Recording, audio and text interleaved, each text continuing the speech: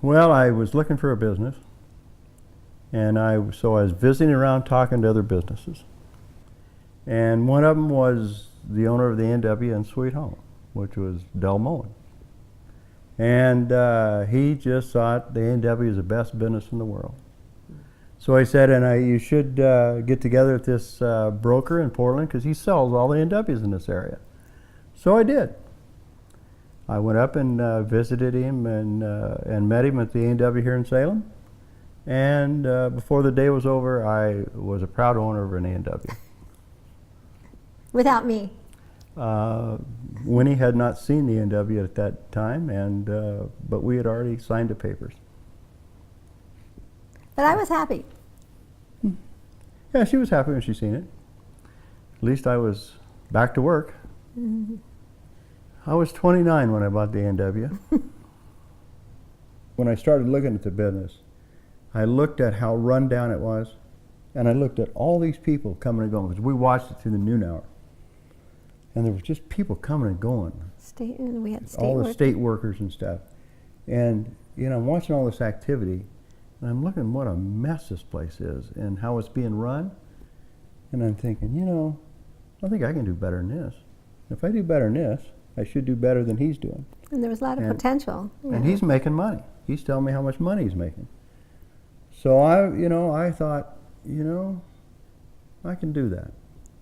So he and the interesting part of that whole meeting that day was when I met with the broker, he says, I haven't got an agreement with this owner that he is willing to sell. He said, I don't know for sure if he's going to sell this today.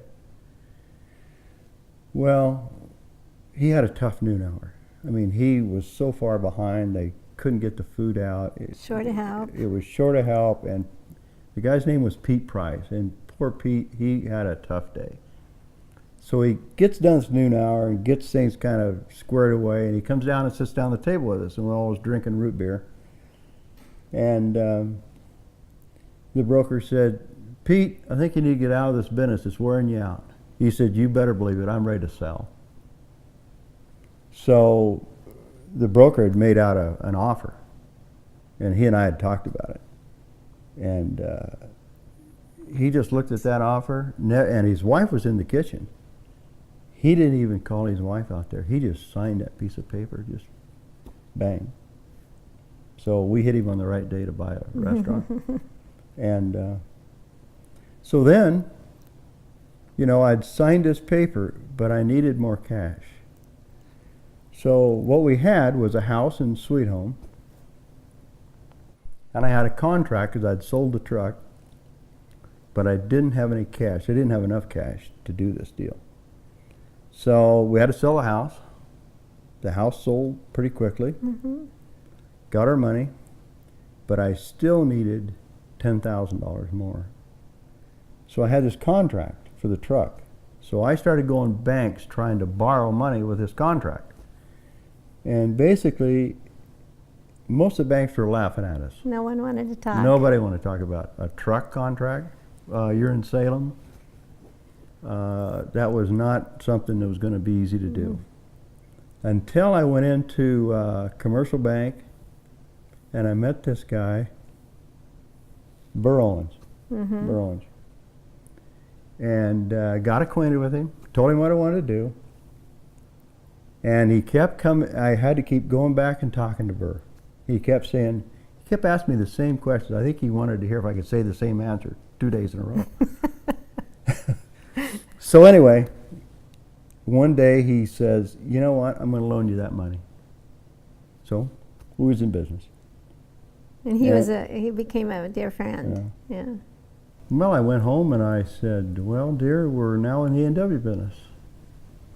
And she was a little surprised, but we kind of talked it over, and I said, now we'll be working together.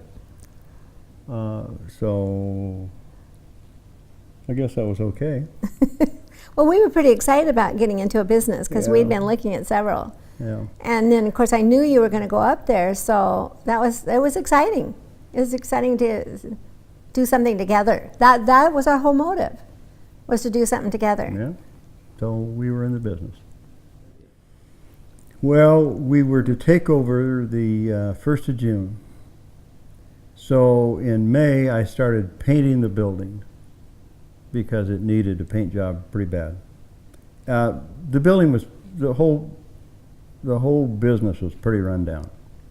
So I spent part of the month of May painting the building. Oh, that's right. That's right. Yeah, and getting it ready. And we took over the 1st of June. Well, I was in A&W school and I learned a lot of different things. Spent a week there.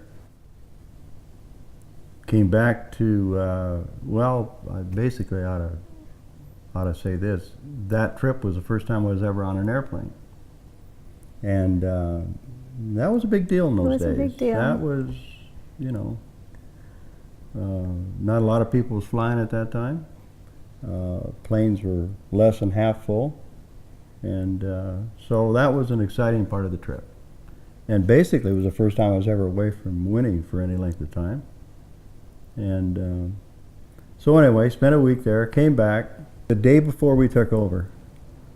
And I mean, we had depleted every penny we had.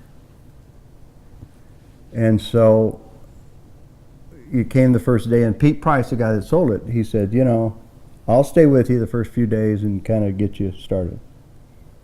And so I got there the morning we opened, and he said, well, you need to put $100 in the cash register. Oops. I said, well, that's a problem. I don't have $100. He says, what? I said, I don't have a penny to my name. So I had to borrow $100 to get the first till. Where did we get that $100? Pete Price. Oh. Yep. It was a pretty stressful year in the business. Literally everything in that building that could break down broke down.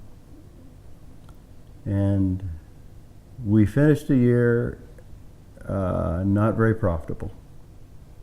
But we made it through the first year and looked back and goes, next year will be better. And so the next year was better. We started remodeling the old store, and we scraped together a few dollars, started remodeling it. Business picked up. You know, one thing I think that is fun is he would open the A&W and then he would close the A&W, like at night, and he would come home. This is so funny. He'd come home every night and he would count all of his money, his pennies, the quarters, nickels, everything. Well, that was counting out the till there. Yeah, counting out the till. And he'd do that and watch Johnny Carson as he did that every night. I mean, it was funny when we look back, you know, bringing home the money. Yeah, because when I was trucking, I was up at 3 and 4 o'clock in the morning going to work. Well, when I got in the restaurant business, I was going to bed at that time and getting up at 9 o'clock or 10 o'clock and going to work. So, different life. Well, this A&W sits right next to the Justice Building, 2 blocks away from the state capitol. So, we've got state workers everywhere. So, when 12 o'clock comes... Yeah, and also... it was right just across the street from Willamette University. Yeah, Willamette and that's University. before they had food service. So all the Willamette kids ate there. They were big. I mean, because that was more in the evening than lunch hour. Yeah, Because they gave up on the Yeah. lunch hour because it was so busy with the state workers. But it was when 12 o'clock hit, everybody came at the same time. So you had to be prepared to get the food out. Because the more food you could put out, the faster you could get it out, the more you'd make. That's how it worked at lunch hour. And that's where Pete Price had a problem, because he couldn't get the food out. So our whole game was, let's streamline this, let's get the food out. So we started trimming the menu down so we get the food out.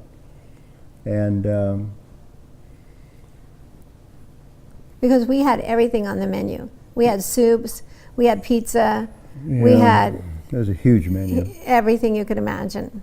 He had it, the previous owner. Yeah. So then we cut out a lot of those things. So it was a hamburger restaurant, which is what an A&W should be. Anyway, tacos. Yeah, there was everything. I mean, right in the middle of lunch hour, a guy would order a pizza. It took one person almost 10 minutes to make a pizza. And then put it in this little oven, and then they'd forget it and burn the pizza. And then it'd stink up the whole restaurant. Should we tell them about the pressure we were under? Oh yeah, there was a lot of pressure there. And? Well, Winnie was in the kitchen, and I run the front area. So I was out there with all the employees and The customers. who, you know, you had to come to the counter and order, or you had car service. So we had car hops going out to the car service. We had all of these people that would stack at the front counter. And so there was a lot of pressure. Now, when the food wasn't coming out, I'm the one hearing, where's my food? You know, I've been waiting 15 minutes. Where's my food? So That you were the one saying that to me. No, I would. Oh, That's the the customers were saying yeah, it to me. Yeah. And so then I would lean through the window of the kitchen and I holler, where's that mama burger? I got a guy out here that's been here 15 minutes and he's hollering for his food. So I'm after Leora and Winnie, who's in the kitchen. Well, one day I'd evidently pressured it a little hard with Winnie in the kitchen.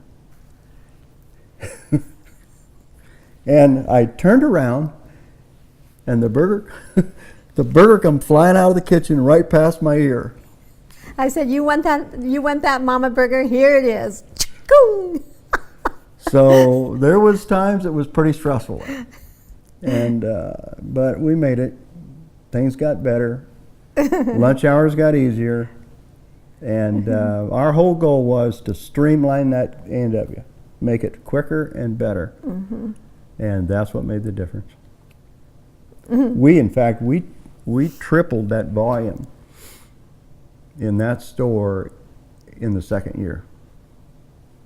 So, and it was all just getting the food out faster and better food. So, we were trying to streamline the business. And so we had this, quote, efficiency expert from A&W come, and he watched us through the noon hour cooking. And then afterwards, then we went in the dining room and met with him so that he could tell us like where he saw we could improve. So, but one of the things he said to me was, he says, Winnie, if you keep eating French fries the way you are during lunch hour, you're going to weigh 200 pounds because for every fry I would sack, I would eat two. And that's when we salted them, you know. And so they were good, you know. So we immediately stopped salting them, which made it more efficient. But also they didn't taste as good because they didn't have salt. So I quit eating them. But it was funny. We always think about how I could have weighed 200 pounds. yeah, and that, and you're eating a hamburger after lunch hour. And Oh, every day I would have a special burger that's ham and cheese and an orange shake and fries. I mean, you just couldn't resist it. But I lost weight because we was working it off. It was an interesting time in our lives. Summertime, there was no air conditioning in there, and the summertime, it was very hot in that Well, building. and then summertime brings up another story, because the Willamette girls would come in, and those were the days. This was interesting days. This is in the 70s when everybody was burning their bra, and so these girls would come in overalls, the bib skinny- overalls. And so this one girl come in, really pretty girl. I'm in the kitchen, Ken's out in front. She comes up and puts her arm on the counter, and she has no bra on. And he's making a milkshake, and he's looking over there, and the ice cream is just overflowing all over everything, and he's just standing. And I said, Ken! And he finally came to.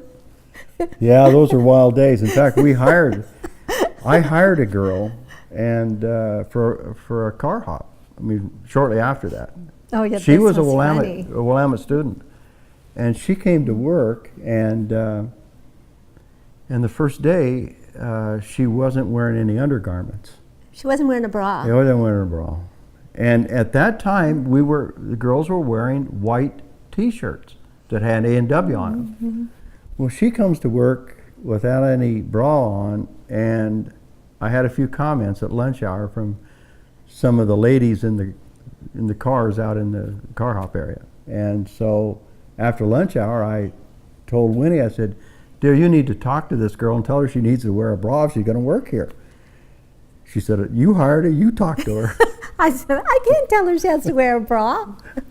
But he finally, oh, so he told her. So I after lunch hour, I said, work here, you need to wear a bra. And what she said? And she looked me right in the eye and she said, "Do you really feel I need one?" Well, there wasn't a lot of answers for that. She caught me off guard. And I said, and I left it, I said, "If you come to work tomorrow, you need to have one on." I never seen her again. No, she says, "You'll hear from my attorney." Well, she said that, but I never heard from her again. She couldn't. She had to wear a bra. She wasn't going to work there. Those were the days. Those were the 70s. Yeah, that's the way it was. They were burning bras. Oh man. I was working a couple hours a day at the restaurant, and so I had a babysitter for the kids in the summer. In school, when they went to school, Terry and Nisha. Then I had to find a babysitter for Stacy, and sometimes I couldn't, so he had to come with me, and he would sit on the pickle buckets or the mayonnaise, or fall into them. Well, Stacy was pretty active, so at lunch hour we couldn't have him running around, so we had this pickle bucket, which is a 5-gallon bucket about so high, and we say, "Now, Stacy, you sit down in that bucket until after lunch hour, and then we'll let you, come out in the dining room. But don't get off the pickle bucket." Well, he's fidgeting around, and one day the lid wasn't on very well, and he fell through it into the mayonnaise, or the pickles, or wherever. I forget which one it was. But it was always a challenge to keep Stacy calmed down during the lunch hours if Winnie brought him down to the And then restaurant. Terry is out in the dining room, and he's learning a lot about all these people, and yeah, it was interesting. The first A&W going, we was down the road 4 years, and had made a little bit of money and decided it was a good time to expand into the Lancaster area. That was where all the growth was, because that was where the mall was at, the Lancaster Mall. And it was a hot retail area. And there was only one fast food store out there, that was Bob's Restaurant, and they were really busy. So I'm driving out there, I'm watching how busy they are, and I'm looking for a piece of property. Well, there was one just down the street, just kind of catty corner to that mall, and a nice piece of property, had an old barn on it and an old house. And so I went to the courthouse and I found out who owned it. And so I knocked on this door, the address of the lady that owned it, and introduced myself and said, I own the A&W here in town, and I'd like to talk to you about this piece of property you have. She said, "Well, I haven't decided to sell it yet." So, but she said, "Come on in, we'll talk about it." So I went in and I sat there for probably an hour, and I told her all what I wanted to do. And she said, "Well, I'll think about it." Well, I didn't hear from her, so I went back. And then I went back a number of times. Finally, one day I walked in, and she invites me in to sit down at the table, and I look at the table, and here sits an offer from McDonald's on her table. And I'm thinking, oh my gosh, I missed it. I've missed my deal. Because, I was trying to bargain with her a little bit, too, because I didn't have a lot of money. And I'm looking at this, and she left that offer right out there where I could see what he was offering. And I looked at it and I said, "Well, it looks like McDonald's is going to be there, because I don't think I can match that offer." She says, "Well, let's talk about it." Well, before the end of the day was up, she gave me that property for my offer and said, "I'm going to do this because I don't like McDonald's." Mm-hmm. So now we had a piece of property. I forgot that. Yeah. Yeah. So then we started making plans and drawing plans and figuring out how we could do this. Then we was getting close to getting the plans done. I needed to get rid of those 2 buildings that was on there. So this guy I knew at church said, hey, I'd like to have that lumber. Can I tear the buildings down? So we give him the buildings, and he tore them down.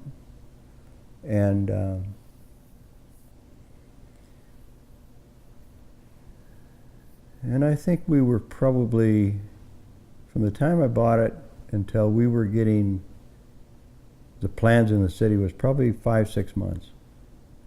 And as we hired a contractor to build it, and we dug a hole, ordered the lumber, had it ready to start, had the plans in the city, and Friday afternoon, right after lunch hour, I get a phone call from the city that said, well, today's noon meeting of the city council changed the comprehensive plan, and the comprehensive plan. you no longer are zoned commercial, it's residential, moldable, and you can't build a restaurant there.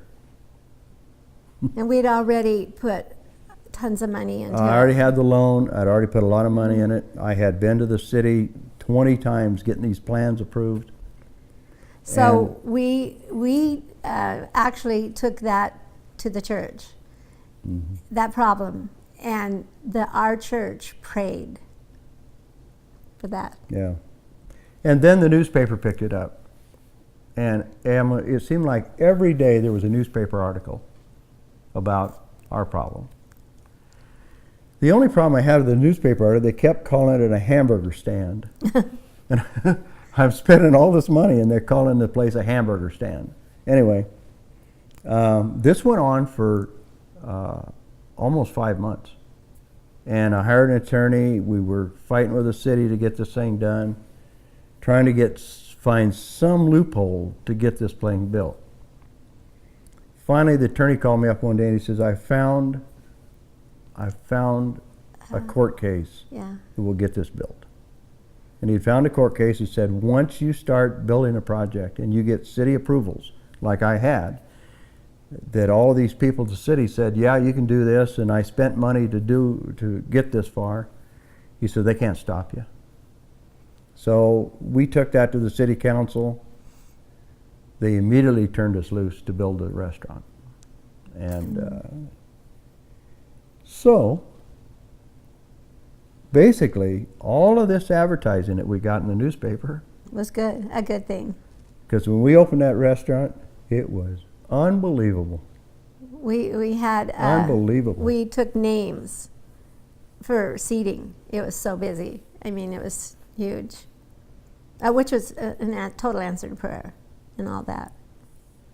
Yeah. When I was building that, or drawing the plans for that store, I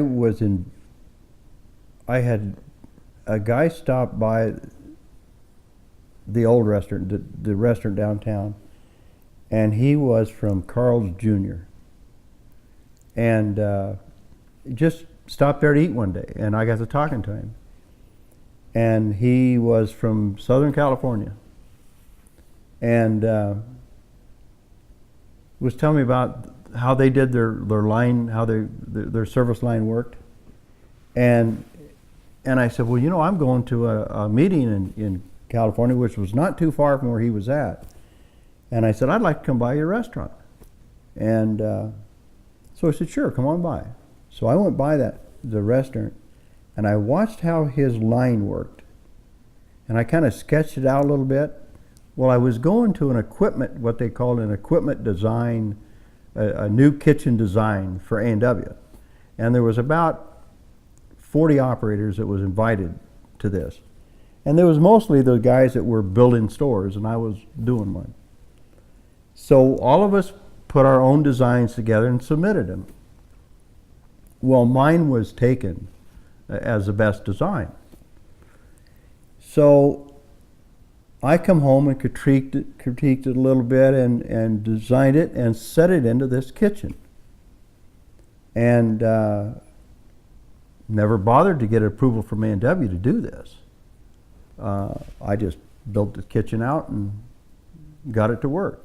well, it really streamlined the flow of the kitchen. I mean, our food went out much faster than any A&W, because at that time they were building all these A&Ws. They'd get busy like what we did, and they couldn't get the food out. People would walk away, they couldn't get the food. Well, this kitchen could put the food out so fast. But tell them why, wasn't it the broiler? We put a broiler in, and we put 2 lines of people on the end of it to make hamburgers. He got the idea of the broiler from the Carl's Jr. because that's what they used. Yeah. And So it all would the just, other A&Ws grill, yeah. fried. Well, they fry grill. Yeah. So this thing took off, and we were, the first month out, we was the top volume in the whole chain. And the first year, we were top volume by over $200,000. And so the word got out, and here come all of these A&W operators wanting to see how this worked, because they're building these restaurants and they couldn't get the food out. So, you know, and A&W kind of, at that time, they had a new president, and he was kind of a, you know, he wanted everything to come out of the company. I mean, if anything got done, it had to be out of the company. They had to have the idea. Well, he come out and just really threw a fit that I put this kitchen in and didn't get it approved. Even so much as he talked about counseling me. So anyway, we got through that, and all these operators come out and they copied the design. And they all put broilers in. And it was the ended up being the new design for the A&W kitchens. So, but it really cranked the food out. You know, the other thing about it at that time, I mean, you know, Ken's busy working, but I'm also, you know, I have the kids, but the kids all work there too. You know, Terry and Nisha work there a lot. And then Stacy was probably 7 by the time we opened that. And but he would help feed the broiler too. Maybe it wasn't quite 7, but anyway, so everyone worked there. Yeah, but our friends and everything. Carlin? The store became #1 volume in the whole chain, and at that time there was 2,500 A&Ws. That's right. And so, you know, it was a big deal. And then the word got out that we were out grossing McDonald's across the street. Well, that we were getting so many visits by A&W operators that, I mean, it was almost, you know, I'd end up, you come lunch hour and I'd have a half a dozen A&W operators in the facility. So it was quite a... Our kids went to Salem Academy, which was right behind it. And so, you know, Friday nights, you know, after the game, and I mean, all the kids came there and all the parents, and it was fun. Well, it had 20 cars under canopy for the car hop, and it was amazing. Cars would line up and wait for a car to leave to get under the canopy. I mean, it was unheard of. And we would have a line on a Friday, Saturday. We would have a line of 15, 20 people stand at the dining room waiting for a table. Some of the comments by some of these A&W operators were just, you know, unbelievable. But anyway, then Burger King was coming to town, and he was trying to find a piece of property. And the guy's name that was the owner of Burger King, and he already had a half a dozen of them, his name was Bob Boss. And Bob would come in at lunch hour and sit down at one of our tables and sit there the whole lunch hour and make notes. And I finally said, you know, why don't you come some other time but lunch hour? You're using up one of my tables during the prime time of my business. So, you know, but we've finally become pretty good friends. Maybe I should tell the story, speaking of dining room tables. When it was so busy, and so then on the weekends, like Friday night, that was always our night to eat out, the kids' night.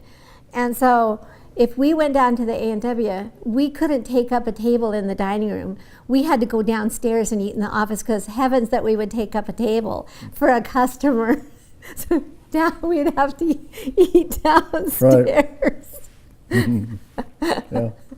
Sometimes if it was we would go there to eat and we'd be in the dining room, and then if the customers started coming in and there got to be a line, Ken would come out and say, "You guys have to go downstairs and eat because we need your table." So we'd have to leave and go downstairs.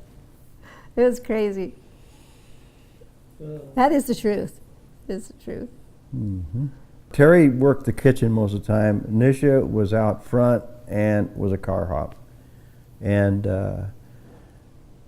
Nisha, all the time. All of Nisha's friends at school worked yeah. because worked at the restaurant, and they all wanted to be car hops. They all wanted to work there. And the problem was they were having too good a time sometimes. It got a little wild, and the basically I was continually going out there going, Nisha, settle down, so don't be so loud in here.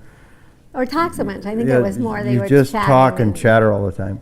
Well, and one of the ladies was a good friend of ours from the church, Carlin Cage. She run the speaker system for getting the orders out on the car hop area. And so she'd be out there giggling and laughing with these girls, and I'd say, Carlin, settle down. And so it was a lot of fun. But the kids also had fun besides working. In those days, the Great Root Bear was the advertising symbol, and so the kids would get in the bear costume, and take turns being the bear, or else they'd pose with the bear, and because he was big and tall, and that was fun. Yeah, we called it the sweat box because it was like 200 degrees inside that suit. This great big bear head, this great big bear body. It was, and you'd be doing it in the summertime when it's hot outside, and we would have that bear walk around and wave at the traffic, and so we used it quite a bit, and but after the first time or two, we had to beg kids to get in that because it was so hot and miserable, and after couple other people had been in, they didn't want to get in it. So it was always interesting who we'd have to work to get in that bear. We got Dave Miller in there a few times, but everybody loved Terry. He had such a personality. Of course, we had girls and guys both in the kitchen. Well, that was always fun because all the girls liked Terry. So it was keeping everybody working and the goofing off going on. In fact, when we bought the original A&W downtown, Terry was 9, and then he grew up working there, and because he would first just sit in the dining room, but then he was around all these teenage girls, and they loved him and he loved them. And then it just went on into the A&W, or to the Lancaster one, and then he worked with them. And I don't know how many times I went. We had a break room downstairs in the basement where they'd go down and eat their lunch. I don't know how many times I went down there and go, Terry, come on back upstairs here now. Leave the girls alone. And one thing that probably as I look back, I think, how hard I worked my own kids, and probably wasn't as fair as I could have been, because I always expected a lot more out of my own kids than the other kids. So, sometimes there's a little aggravation there, but it worked out. And one thing I'll say, through those experiences, our kids learned how to work. Didn't they? Yep.